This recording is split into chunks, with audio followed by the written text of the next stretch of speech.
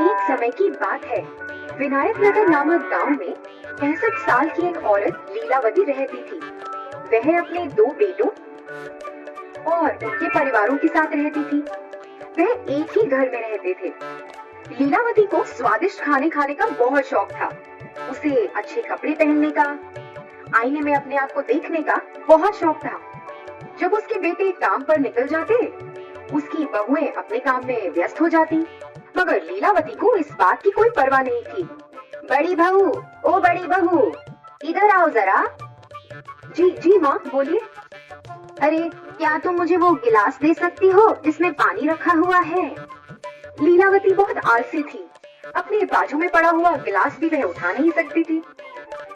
वह हर बार ऐसे ही करके किसी न किसी को बुलाती और उन्हें परेशान करती। उसकी बहुएं उसका कहना तो मान लेती थी, मगर वह भी बहुत परेशान रहती थी, क्योंकि उसे खाने का बहुत शौक था। जब अच्छा पकवान पकता था तो वह खुद रसोई घर में जाकर देखना चाहती थी कि क्या पक रहा है। अरे बहू, सुनो, तुम क्या पका रही हो? खुशबू तो बहुत अच्छी आ रही है। फिर जब लीलावती की बहुओं ने खाना बना लिया तो वह इंतजार करती थी कि वह रसोई से बाहर कब आएंगी। वह रसोई में जाकर सभी पकवान देखती थी, एक एक करके उन्हें सूंघती थी और फिर कटोरी में सामान भरकर चुपचाप अपने कमरे में चली जाती थी।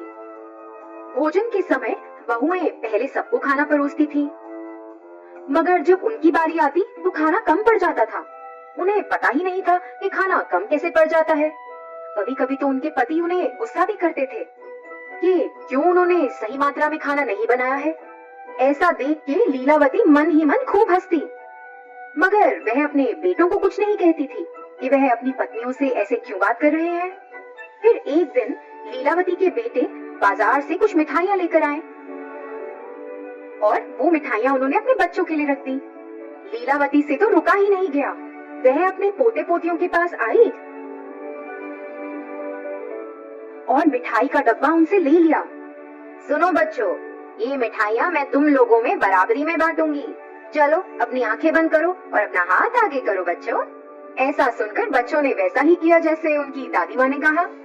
फिर लीलावती ने उस डब्बे में से कुछ मिठाइयाँ चुपचाप अपने पास रख ली और बाकी की मिठाइयाँ बच्चों को दे दी और फिर चुपचाप अपने कमरे में चली गई। ये ही नहीं, वह तो अपनी बहुओं की साड़ियाँ भी चुराती थी। जब उसकी बहुएं साड़ियों को तार पे सूखने के लिए टांगती, वह चुपचाप साड़ियाँ ले जाती। उसकी बहुएं परेशान हो जाती कि ऐसा किसने किया है। उन्हें लगता कि साड़ियाँ कहीं गुम हो गई हैं। माँ जी, आपने मेरी लाल साड़ी देखी क्या? मैं कई समय से ढूंढ रही हूँ मगर मुझे मिल ही नहीं रही। मैंने उसे सूखने के लिए तार पे डाला था, क्या आपने देखी है? नहीं बहू, मैंने नहीं देखी। मुझे लगता है वो पड़ोस की राधा ने ऐसा कुछ किया है। कल मैंने वो साड़ी उसके पास देखी थी।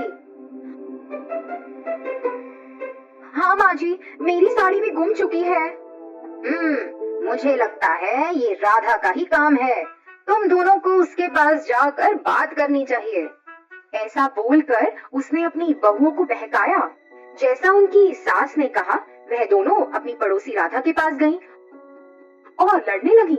राधा की तो कोई गलती ही नहीं थी और उन्हें लड़ता देख लीलावती दूर से हंसने लगी। इनको तो पता ही नहीं चलेगा कि ये मैंने किया है। देखो कैसे लड़ झगड़ रही हैं। लीलावती ऐसे ही अपने परिवार में सबको तंग करती। फिर एक दिन जब वह खाना खा रही थी, लीलावती को बहुत खुशी हुई ये जानकर कि अगले हफ्ते दशहरा आ रहा है और वह चाहती थी कि सब लोग नए कपड़े खरीदें। जी माँ, हमें कपड़े खरीदने चाहिए। और हाँ, अभी सासू माँ भी आ रही हैं, तो क्या आप उनके लिए भी कपड़े खरीद लेंगी? वह दशहरा मनाने आ रही हैं। यह सुनकर लीलावती नाराज हो गई। उसे जलन मच रही थी कि वह क्यों आ रही है। आने दो उसे, मुझे पता है यहाँ से उसको कैसे भगाना है। अगले दिन लीलावती अपने कमरे से बाहर आई और उसने अपने बेटों और बहुओं को किसी का इंतजार करते हुए देखा। वह सब बरामदे में खड़े थे। हे भगवान, देखो कैसे ये लोग उसका इंतजार कर रहे हैं। क्या इन्होंने मेरा इंतजार ऐसे किया है कभी? हे भगवान। फिर लीलावती के बड़े बेटे की सास वहाँ पधारी और जैसे ही वह अपनी गाड़ी से उतरी, बच्चे भागे दौड़े उनके पास गए। पुष्पा बच्चों के लिए और बाकी सब के लिए कई उपहार लाई थी। वह बच्चों के लिए खिलौने और बेटियों के लिए साड़ियां लाई थी। पुष्पा ने लीलावती को भी एक सुंदर सा बस्ता भी दिया। लीलावती ने वह बस्ता तो कबूल किया और चुपचाप अपने कमरे में चली गई और फिर बाहर आई। बाहर आकर उसे स्वादिष्ट खाने की सुगंध आई तो वह सोचने लगी कि बहुत कुछ बना है, मगर उसे जलन भी मच रही थी। ये देखो, इन बहुओं ने मेरे लिए कभी इतने सारे स्वादिष्ट पकवान बनाए हैं, अभी मैं इनको मजा चखाती हूँ। फिर ऐसा सोचते हुए वह इंतजार करने लगी कि कब उसकी बहुएं रसोई से बाहर आएं। जैसे ही वे दोनों रसोई से बाहर आई, चुपचाप लीलावती रसोई घर में चली गई और पकवान में उसने खूब सारी मिर्च डाल दी। फिर जैसे ही सबने खाना शुरू किया, सब लोगों से खाया ही नहीं गया। सबको खूब मिर्च लग रही थी। सब तो पानी के लिए तड़पने लगे, मगर लीलावती ने तो खाने को छुआ तक नहीं था। मगर उसे ऐसा लगा कि सबको शक हो जाएगा कि उसने कुछ गड़बड़ की है, तो वो भी नाटक करने लगी कि उसे भी खूब मिर्ची लगी और पानी के लिए तरसने लगी। मगर पुष्पा को शक हुआ। पुष्पा ने लीलावती को कुछ ना खाते हुए देख लिया था। उसे ऐसा लगा कि कुछ तो गड़बड़ है। पुष्पा ने लीलावती पर नजर रखनी शुरू कर दी। फिर ऐसे ही कुछ दिन बीत गए।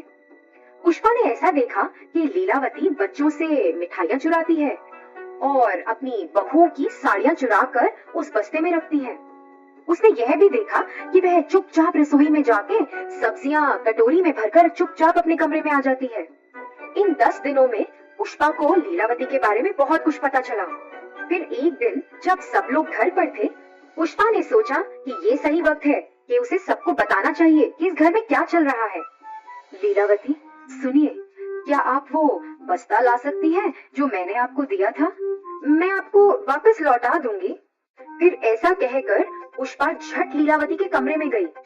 लीलावती तो पुष्पा से पहले जाने की कोशिश कर रही थी, मगर असफल रही। पुष्पा ने वो बस्ता खोला और सब लोग उसके अंदर देखकर हैरान रह गए। उसमें कई प्रकार की मिठाइयाँ, बहुओं की साड़ियाँ, आईना और पैसे थे। वह ये सब अपने परिवार वालों से चुराती थी। लीलावती, तुम्हारे बेटे, तुम्हारी बहुएं और तुम्हारे पोता और पोती, ये तुम्हारा परिवार है, ये किसी और के नहीं है। ये तुम्हारा परिवार है। लीलावती, तुम्हें क्या लगता है कि ये सही कार्य है जो तुम इतने दिनों से कर रही हो? माँ, आप ऐसा क्यों कर रही थी? इसी कारण से बच्चे हमेशा आपसे परेशान रहते थे।